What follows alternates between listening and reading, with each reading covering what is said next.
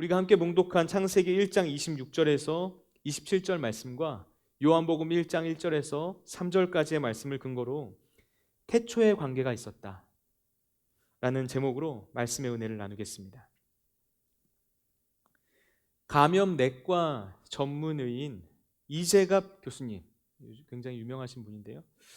이재갑 교수님과 그리고 감염병에 대해서 이 감염병이 유행하는 이 사태들에 대해서 전문적으로 취재를 해왔던 강양구 기자님이라는 분이 우리는 바이러스와 함께 살아간다 라는 책을 썼습니다. 얼마 전에 이 책을 홍보하는 자리에서 한 인터뷰어가 이 두 분에게 이런 질문을 했어요. 도대체 언제 끝날까요? 지금 계속되고 있는 이 코로나19 사태에 대해서 언제 끝날 것인지 물어본 질문이었죠. 그런데 이 질문에 대해서 이 두 전문가의 공통된 대답이 뭐였냐면요, 2021년 그리고 2022년까지도 이 코로나 사태는 끝나지 않을 수 있다라는 것이었어요. 빠르면 내년 상반기에 백신이 나와도 전 세계 인구가 이 백신을 다 맞을 정도의 수량을 생산하고 또 그것을 공급하려면 상당한 시간이 필요하다는 거예요. 그러니까 내년 그리고 내후년까지도 지금과 같은 상황들을 염두에 두어야 한다라는 거죠. 이 말이 100% 사실이다라고 우리가 단정 지을 수는 없겠지만 전문가가 한 말이니 귀 기울여 들을 필요는 있는 것 같습니다. 제가 그 말을 듣고서 이 우리는 바이러스와 함께 살아간다라는 책을 봤는데요. 그 책에 봤더니 그 책의 띠지에 적혀 있었던 이 김원비 작가님의 글귀가 눈에 들어오더라고요. 이렇게 적혀 있었어요. 우리가 모색해야 하는 건 결국 함께 살아가는 길이다. 타인들과도 그리고 바이러스와도 함께 살아가야만 한다는 것, 그리고 그 대상이 사람뿐만 아니라 바이러스까지도 포함할 수 있다는 것. 지금 우리가 서 있는 이 삶의 자리에서 우리가 모든 것들을 내려놓고 하염없이 이 사태를 끝나기만을 기다리고 있는 건 능사가 아니구나 라는 생각을 하게 만듭니다. 우리에겐 새로운 삶의 방식과 방법을 찾으려는 끊임없는 시도가 필요하다는 거예요. 코로나19가 시작된 이후에 이제는 누구나 한 목소리로 말하는 명제가 있죠. 우리는 코로나 이전의 과거로 돌아갈 수 없다는 것. 그리고 코로나 이전의 과거로 돌아가서도 안 된다는 것. 여러분, 우리는 지금 돌아갈 수도 없고 돌아가서도 안 되는 과거에 머물러서는 안 되고요. 함께 머리를 맞대고 새로운 길을 찾아가려고 하는 용기가 필요합니다. 이런 상황 속에서 우리가 마주하고 있는 현실들을 바라봤더니 너무나 냉혹해요. 청년들은 심각한 취업난에 시달리고 있고요. 사회에서 가장 연약한 연결고리에 있는 이 취약계층들이 쓰러져 가고 있어요. 그리고 그동안 우리 사회 속에서 숨겨져 있었던 그늘들이 이 코로나 사태로 인해서 더욱 선명하게 드러나게 되는 것 같습니다. 코로나는 단순히 우리의 육체적인 건강만이 아니라 경제적인 문제까지 위협하고 있고요. 단순히 그 두 가지만을 위협하고 있는 게 아니라 우리의 정신마저도 피폐하게 만들고 있죠. 우울감과 무력감을 느끼는 코로나 블루, 분노를 조절하지 못한다, 코로나 레드, 암담한 현실 앞에서 삶을 포기해버리는 사람들, 코로나 블랙까지. 코로나19의 장기화가 우리의 삶을 전방위적으로 위협하고 있습니다. 이때 우리 그리스도인들이 가장 먼저 해야 할 일이 무엇일까 고민해야 돼요. 예수님께서는 이렇게 말씀하셨습니다. 그런즉 너희는 먼저 그의 나라와 그의 의를 구하라. 그리하면 이 모든 것을 너희에게 더하시리라. 이 시대 속에서 먼저 그의 나라와 그의 의를 구하는 일, 세상 속에서 주님의 나라와 그 주님의 의를 추구하는 유일한 공동체인 이 땅의 교회들, 그 교회들을 하나님께서 기뻐하시는 모습으로 세워질 수 있도록 만드는 일, 회복시키는 일, 이것이 바로 우리가 이 상황 가운데서 가장 먼저 해야 할 일이고, 그래서 우리는 반드시 교회를 다시 생각해야 한다라고 결론 지을 수 있어요. 바로 여기에서부터 우리의 모든 회복이 시작된다라는 하나님의 약속의 말씀을 믿기 때문이죠. 오늘부터 앞으로 7주 동안 중간에 추수감사절이 있는 그 한 주를 제외하고 12월 첫째 주일까지 우리는 교회란 과연 무엇인지, 우리가 이 시대 속에서 어떤 교회 공동체를 세워나가야 하는지, 그리고 우리 개인이 어떤 교회로서 이 세상을 살아가야 하는지 생각해 보고자 합니다. 이번 시리즈 설교의 핵심들은 제가 청년들을 신방하면서 선물로 주고 있는 다시 만나는 교회라는 책에 나오는 내용들이에요. 그 책의 저자인 포항제일교회 박용호 목사님에게 책에 나오는 내용들을 7주 동안 설교에 사용할 수 있도록 허락을 받았고요. 그래서 설교를 하게 되었습니다. 우리 교회의 모든 청년들, 그리고 이 사부 예배를 드리고 계시는 많은 성도님들, 교회에 관한 주제로 진행되는 이 7주간의 설교에 귀를 기울여 주시고요. 우리의 삶의 모든 어려움들을 주님께 맡겨드리는 시간이 되었으면 좋겠습니다. 우리가 그런 마음으로 주님 앞에 나아갈 때 먼저 그의 나라와 그의 의를 구하라. 그리하면 이 모든 것을 너희에게 더하시리라. 라는 그 주님의 말씀이 저와 여러분의 삶 가운데 온전히 이루어지게 될 줄로 믿습니다. 첫 번째, 태초에 관계가 있었다는 거예요. 태초에 관계가 있었다. 어느 추운 겨울날 고슴도치 몇 마리가 서로의 온기를 느끼기 위해서 한 곳에 모였습니다. 추위에 떨고 있던 이 고슴도치들이 조금이라도 몸을 녹여보려고 서로에게 조금씩 가까이 다가갔어요. 처음에는 따뜻해지는 것 같았습니다. 그런데 서로에게 가까이 다가가면 가까이 다가갈수록 고슴도치의 등에 나 있던 가시가 서로를 찌르기 시작하는 거예요. 그래서 모여들었던 고슴도치들이 그 가시에 찔려서 아파서 다시 흩어지기 시작해요. 하지만 흩어져서 혼자가 되면 너무나 추워지는 거예요. 그렇게 부들부들 떨다가 견딜 수 없어서 그들은 다시 모여듭니다. 그날 밤 이 고슴도치들은 계속해서 모였다가 흩어지기를 여러 번 반복하다가 서로의 온기를 느끼면서도 가시에 찔리지 않는 적당한 거리를 발견하게 돼요.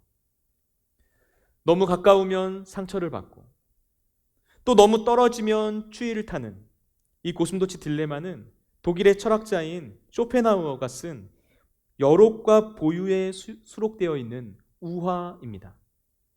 온기를 그리워하지만 가시 때문에 괴로워하는 인간의 모습을 보여주는 이야기죠. 여러분, 인간은 혼자서는 살 수 없는 존재입니다. 이것은 인류가 오랜 시간 동안 경험했던 인간이라는 존재에 대한 통찰이자 지혜예요. 혹시 나는 혼자서 살 수 있다라고 생각하시는 분 이 자리에 계십니까? 아니면 나는 철저히 혼자였다라고 느끼고 계시는 분 계세요? 만약 그런 생각을 하시는 분이 있다면 나라는 존재를 한 걸음만 뒤로 물러서서 한번 바라보시기 바랍니다. 사실 우리의 인생은 모두 다 누군가의 도움을 받으면서 이 자리에 서 있게 되었다라는 걸 우리는 알 수 있을 거예요. 내가 이 세상에 태어나게 된 것도, 그리고 내가 이 세상에 태어나서 자라게 된 것도 모두 다 나 혼자서는 할 수 없는 일이죠. 인간은 자기의 인생을 시작할 때 이 가정이라는 공동체의 울타리 안에서 자라게 되어 있어요. 가정이 없다라고 말하는 일들도 젖먹이 때부터 누군가의 돌봄과 보살핌을 통해서 자랄 수밖에 없습니다. 공동체는 우리의 삶을 유지하기 위한 뿌리와 같다는 거예요. 그런데 안타까운 것은 이 고슴도치 딜레마에 나오는 것과 같이 우리는 함께하는 사람들 사이의 관계 속에서 아픔을 느끼게 된다는 거예요. 가까운 사이일수록 더 많은 상처를 주고받습니다. 그래서 많은 경우에 내 인생에 가장 큰 아픔을 준 사람이 누구냐라고 말하면 그 아픔의 기억이 정말 가까운 관계에 있었던 사람인 경우들이 많아요. 이 세상을 살아가는 모든 사람들은 그래서 이런 고민을 안고 살아가죠. 우리는 가까워지기를 원하고 누군가와 함께 살아갈 수밖에 없는 존재이면서 왜 가까워지면 아픈 것일까? 라는 질문이에요. 오늘 우리가 함께 읽은 본문은 하나님이 가지고 계신 존재의 본질이 무엇인지를 보여주고 있어요. 창세기 1장 26절과 27절 말씀을 한번 봤으면 좋겠는데요. 우리 PPT 한번 띄워주시겠어요? 성경 본문? 네. 창세기 1장 26절과 27절 말씀, 우리가 방금 읽은 말씀이죠. 여기에 나와 있는 이 말씀들 중에서 가장 핵심되는 단어가 뭘까요? 이걸 못 맞추면, 이걸 못 맞춘다면 말이 안 되는 거겠죠. 뭘까요? 이렇게 친절하게 표시를 다 해놨는데 뭐죠? 우리라는 단어죠. 우리라는 단어. 우리의 형상을 따라 우리의 모양대로 우리가 사람을 만들고 라고 하나님께서 말씀하셨다는 거예요. 우리라는 단어, 흔히 삼위일체라고 말하는 성부 하나님, 성자 예수님, 성령 하나님, 하나님이 세 분이시면서도 한 분이시라는 이 하나님의 존재가 가지고 있는 관계적인 특성을 보여주는 성경이 구절이에요. 그런데 우리가 이렇게 관계적인 특성을 가지고 계신 하나님의 형상을 따라 지음받았다고 말해요. 그 하나님의 모양대로 우리는 만들어졌다는 거예요. 그래서 우리 인간은 하나님의 형상과 모양을 따라 만들어졌기 때문에 서로 관계를 맺지 않으면 도저히 살아갈 수 없는 관계지향적인 존재다라는 것을 오늘 말씀이 말해주고 있는 것입니다. 이번에는 요한복음 1장 1절에서 3절 말씀을 한번 볼까요? 네. 가장 중요한 단어가 뭘까요? 여기에 나온 단어 중에서 함께라는 단어예요. 함께라는 단어. 태초부터 계셨던 말씀이 하나님과 함께 계셨다. 여기서 말씀으로 번역된 헬라어 로고스가 예수님을 가리킵니다. 예수님을 의미하는 단어예요. 이렇게 이해하면 예수님이 태초부터 하나님과 함께 계셨다라는 의미가 되죠. 함께 계시는 것이 하나님의 본질이라는 거예요. 하나님은 본질상 혼자서 살아가시는 분이 아니라 늘 함께 하시기를 좋아하시고 그것을 원하시고 그리고 그렇게 함께 계시는 분이라는 겁니다. 그래서 하나님의 형상으로 창조된 우리는 함께하는 것, 곧 관계 안에서 인생의 진정한 의미와 목적을 발견할 수 있어요. 관계 안에서 우리는 인생의 진정한 행복을 찾을 수가 있습니다. 이 세상에서 아무리 좋은 것을 다 주고, 그래서 아무리 대단한 일들을 하고 있다 하더라도, 아무리 많은 것들을 가지고 있다 하더라도 모든 관계들이 다 단절되고 단 한 사람과도 사랑이라는 관계를 맺고 있지 못하다면 그 인생은 결국 진정한 행복을 소유하지 못한 허무하고 쓸쓸한 인생이 되어버리고 마는 거예요. 문제는 우리가 하나님의 형상을 따라 지음받은 존재라서 누군가에게 끊임없이 가까이 다가가려고 하는 이 영혼의 본성을 가지고 있는데, 막상 우리가 가까이 다가가면 다가갈수록 서로가 서로를 찌르는 가시가 있다는 걸 발견하게 된다는 거예요. 성경은 그 가시가 바로 죄라고 말합니다. 서로 가까이 다가갈 수 없도록 만들어서 모든 관계가 단절되어 버리는 것, 그런 관계의 단절이 바로 죄의 결과라는 거예요. 창세기에서 인간이 선악을 알게 하는 나무의 열매를 먹음으로써 죄를 짓게 돼요. 그 죄로 인해서 나타난 첫 번째 결과가 하나님과의 관계가 끊어지는 것이었습니다. 그 다음에 나타난 결과가 뭔지 아세요? 아담이 하와를 탓하고 하와가 아담을 탓하는, 하나님께서 만드신 사람과 사람 사이의 관계가 깨어져 버리게 되었던 거예요. 그리고 그 타락의 결과로 땅이 저주를 받죠. 인간과 피조세계, 곧 인간과 자연 사이의 관계마저도 깨어져 버리게 된 거예요. 그리고 하나님께서 보시기에 좋았다라고 말했던 그 인간 안에 하나님의 형상이 파괴되면서 인간의 자화상이 일그러집니다. 내가 나를 사랑하지 못하는 존재, 나 자신과의 관계까지 깨어지게 되는 거죠. 그 후에 창세기 말씀 속에서 나타나는 정말 많은 이야기들이 가족이라는 공동체 안에서 인간 사이의 관계가 어떻게 깨어져 가는지를 보여줘요. 그러니까 죄로 인해서 인간과 모든 세상들이 관계의 깨어짐을 경험하게 되는 거예요. 여러분, 죄는 관계의 깨어짐입니다. 반대로 생각하면 구원이란 관계의 회복이라는 거예요. 태초에 관계가 있었고 죄로 인해서 그 관계가 깨어졌는데 그 관계들이 다시 회복되는 것. 이것이 바로 성경이 말하는 구원이에요. 그리고 하나님께서는 당신의 아들 예수 그리스도를 이 땅 가운데 보내셔서 그 모든 관계를 회복시킬 수 있는 화해의 방법을 제시하셨어요. 우리를 위해 십자가에서 피 흘려 죽으신 예수님을 믿으면 우리는 하나님과의 관계가 회복되죠. 죄로 인해서 깨어졌던 그 관계들이 회복되는 길로 우리의 인생을 인도해 주신다는 거예요. 바로 이게 성경이 말하는 죄와 구원에 대한 아주 기본적이고 핵심적인 내용이라고 말을 할 수가 있습니다. 두 번째, 그렇다면 신앙생활을 한다라는 것은 과연 무엇일까? 신앙생활을 한다는 것. 우리가 예수님을 믿는 그 순간부터 반드시 던져야 하는 질문은 구원받은 이후에 내가 신앙생활을 한다라는 것은 과연 무엇을 의미하는가라는 질문이에요. 우리가 구원받기 위해서 성경에 나와 있는 모든 내용들을 다 읽고 전부 다 이해해야 하느냐? 그런 사람만 구원받느냐? 그것은 아니죠. 우리가 구원받기 위해서 필요한 내용들 간단하게 말해 보십시오 라고 말을 한다면 저 정말 간단하게 설명할 수가 있어요. 복음의 아주 핵심적인 내용들만을 가지고도 구원받기에 부족함이 없도록 그 내용들을 전할 수가 있습니다. 그런데 우리에게 주어져 있는 성경책을 보면 정말 많은 이야기들이 기록되어 있고요. 정말 두꺼운 내용이 그 안에 기록되어 있다는 사실을 우리는 볼 수가 있죠. 왜 그런 걸까요? 구원의 메시지는 너무나도 핵심적이고 간단한데 그런데 왜 성경, 하나님의 말씀은 이렇게 많은 내용이 기록되어 있는 것일까요?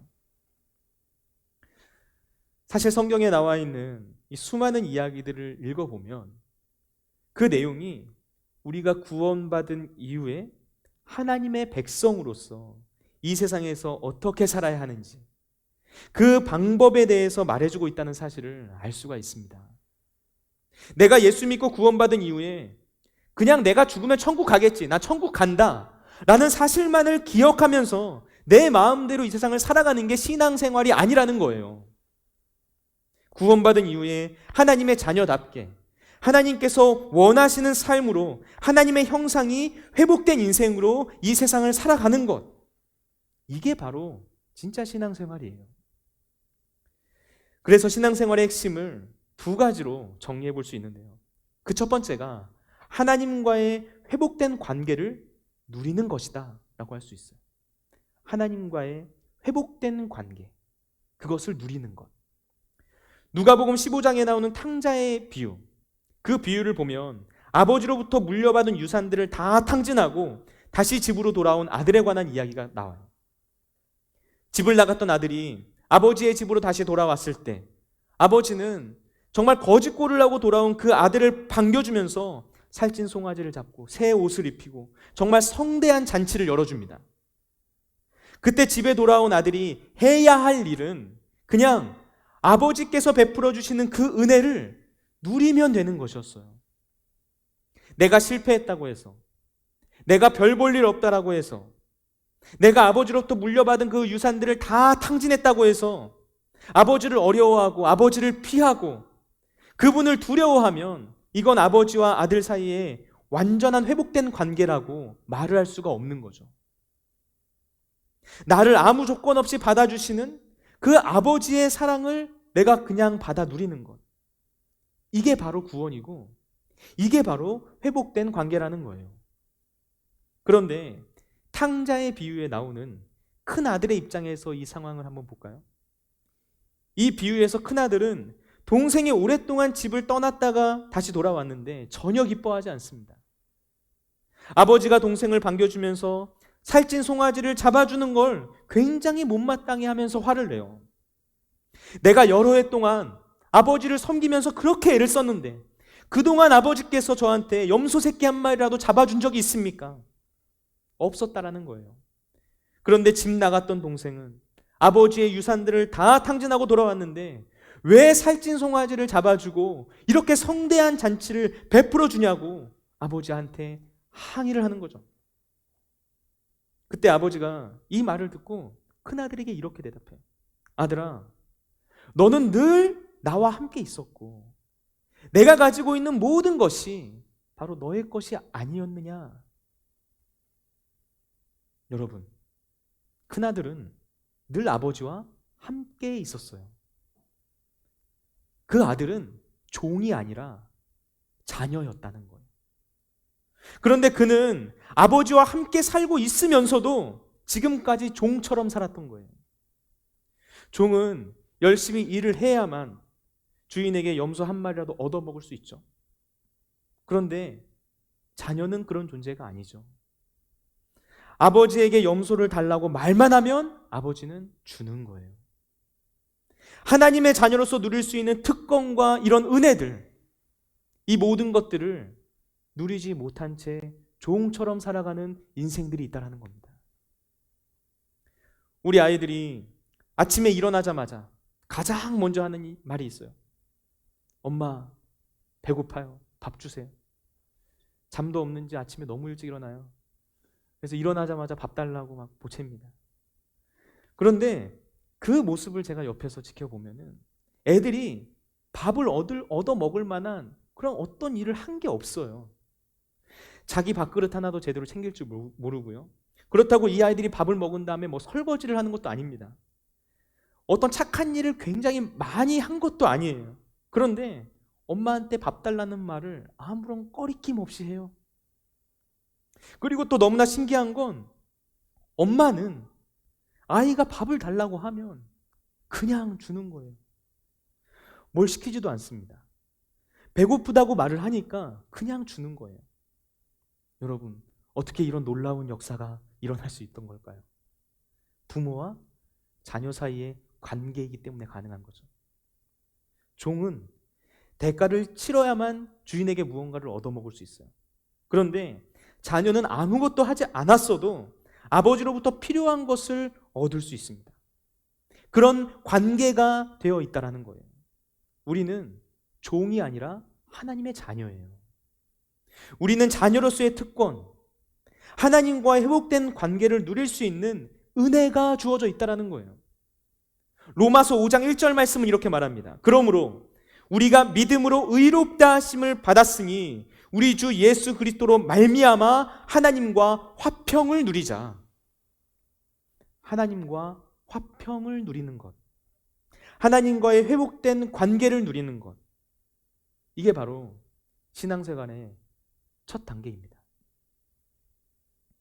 그래서 우리는 우리의 아버지가 되신 하나님께 필요한 것을 거리낌 없이 구할 수 있는 그런 존재가 되었다라는 거예요. 내가 이런 기도를 해도 되는 걸까? 내가 이런 것들을 구해도 되는 걸까? 주저하거나 고민할 필요가 없어요.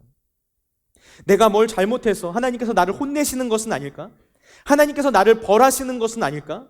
이렇게 두려워하면서 그런 두려움의 관계 속에서 이 세상을 살아갈 필요가 없다라는 겁니다. 우리는 자녀이기 때문에 마치 아이가 엄마 아빠에게 원하는 것을 거리낌 없이 말하듯이 아이들이 엄마 아빠에게 아무런 거리낌 없이 다가갈 수 있는 것처럼 우리는 그렇게 하나님과의 관계를 누릴 수가 있다는 거죠. 우리가 하나님과의 회복된 관계를 누리기 시작했다면 그러면 그때부터 두 번째로 해야 할 일이 있어요. 그건 내가 경험한 그 하나님과의 회복된 관계를 다른 사람들도 경험할 수 있도록 만들어주는 거예요. 하나님과의 화해된 관계를 점점 더 넓혀가는 겁니다. 그래서 우리의 신앙생활을 두 가지로 요약하면 첫 번째는 하나님과 화평의 관계를 맺고 그것을 누리는 것이고요. 두 번째는 하나님께서 그 화해의 관계를 이 땅 가운데 넓혀 가시는 일에 우리가 동참하는 거예요. 이 두 가지를 더 간단한 말로 요약하면 첫 번째가 사귐이고 두 번째가 선교입니다. 사귐과 선교. 세 번째, 그래서 교회의 본질 두 가지는 사귐과 선교입니다. 교회의 본질 두 가지, 사귐과 선교. 우리는 여기서 교회의 본질이 무엇인지 알 수 있죠. 교회는 사귐과 선교의 공동체예요.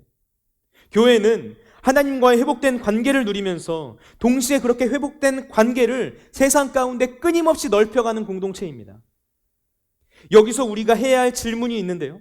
사귐과 선교가 교회의 본질이라면 과연 그 둘 중에 무엇이 더 중요한 것일까? 무엇이 더 우선되는 것일까라는 거예요. 사귐과 선교 중에서. 정말 많은 교회들이 가장 중요하고 궁극적인 교회의 목표로 삼고 있는 게 전도와 선교죠. 대부분의 교회들이 우리가 교회에서 어떤 교제를 하는 이유를 전도를 하기 위해서 교제를 하는 것이다 라고 생각하는 경향이 많아요. 그런데 성경은 그렇게 말하지 않습니다. 우리 다 같이 요한일서 1장 3절 말씀 보겠습니다. 화면 한번 띄워주시겠어요? 네. 요한일서 1장 3절 말씀 화면에 나와 있는데요. 우리 다 같이 한번 읽어보도록 하겠습니다. 시작. 우리가 보고 들은 바를 너희에게도 전함은 너희로 우리와 사귐이 있게 하려 함이니 우리의 사귐은 아버지와 그의 아들 예수 그리스도와 더불어 누림이라. 아멘.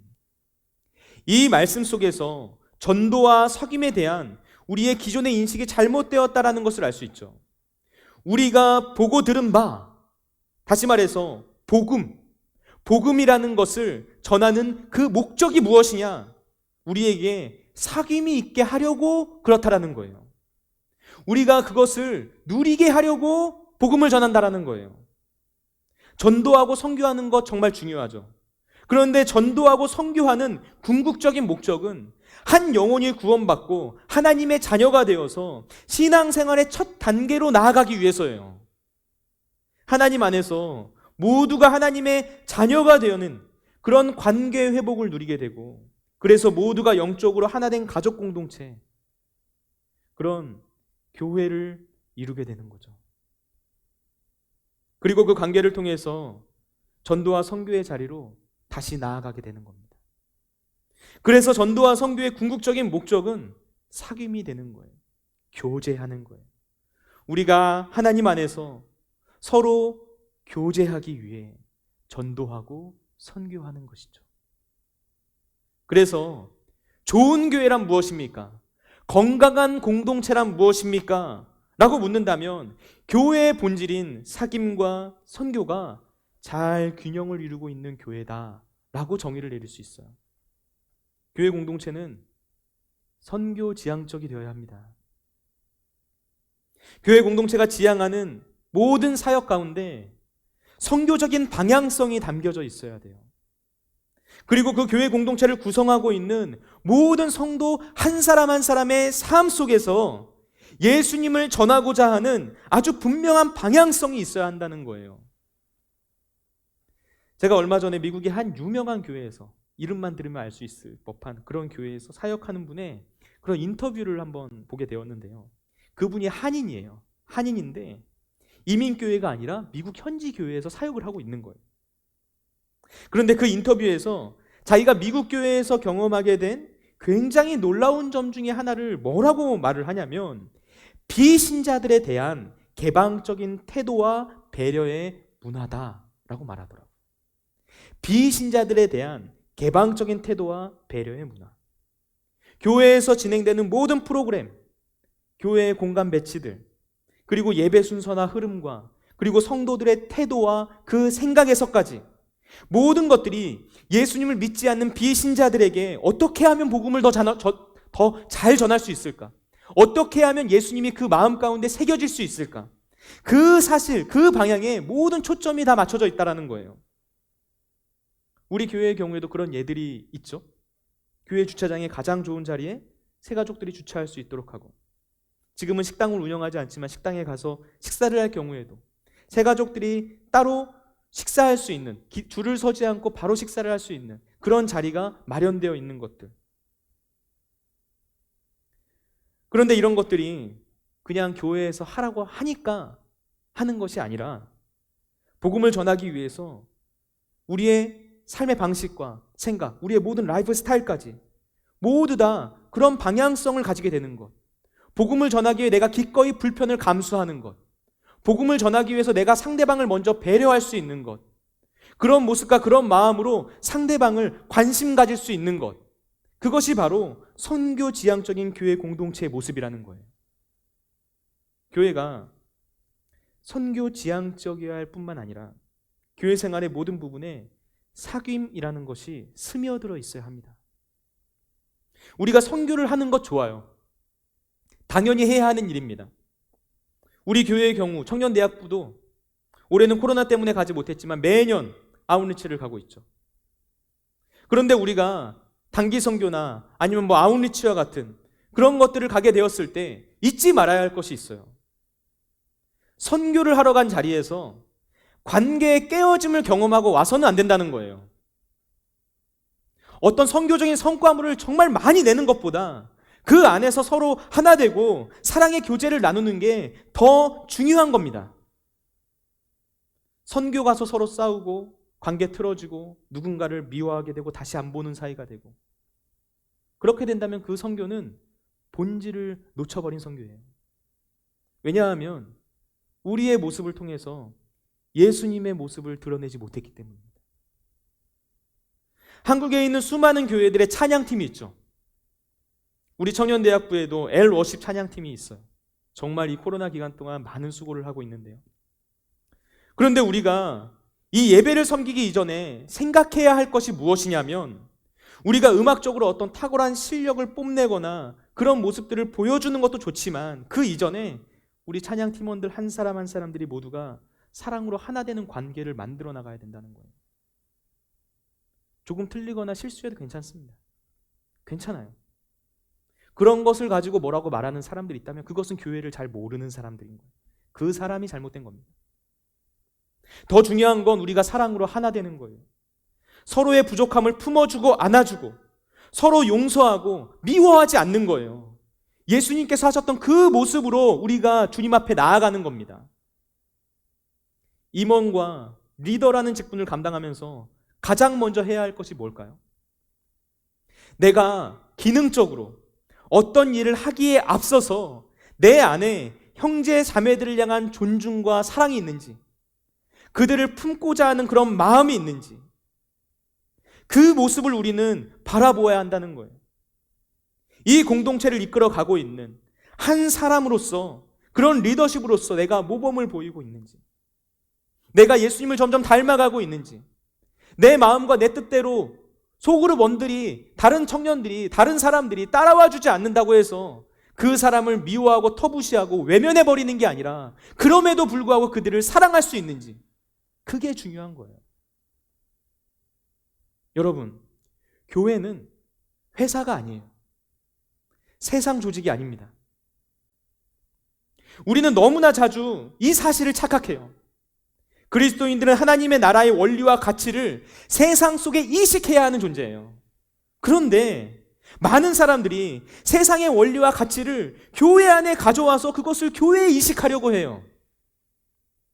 행정적으로 깔끔하게 일처리를 하고 멋지게 프로그램들을 잘 진행하고 교회 공동체가 해나가는 사역들을 마치 회사에서 어떤 프로젝트나 업무를 진행하듯이 효율과 능률과 생산성만으로 생각하게 되는 것, 이런 모든 것들은 교회 공동체가 지향해야 하는 궁극적인 초점이 아닙니다.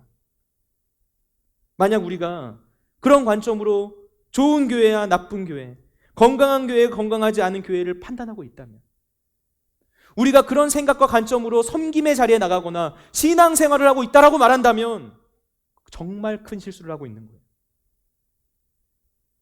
가장 중요한 것은 우리 안에 사랑의 관계가 자라는 겁니다. 그렇게 예배팀과 임원과 리더들과 모든 청년대학부의 소그룹 안에, 우리 모두의 마음 안에 사랑의 관계가 맺어지고 자라기 시작하는 게 좋은 공동체고 건강한 공동체예요. 여러분, 가까이 가고 싶어 하지만 막상 가까이 가면 아픈 존재가 바로 우리죠. 옛날 어떤 유행가의 가사에 이런 말이 있는데, 내 안에 가시가 너무 많아서.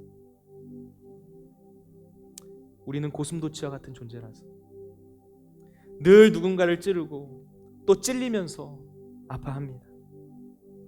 그래서 모든 관계들을 힘들어해요. 사람들을 향해 마음을 열질 않아요.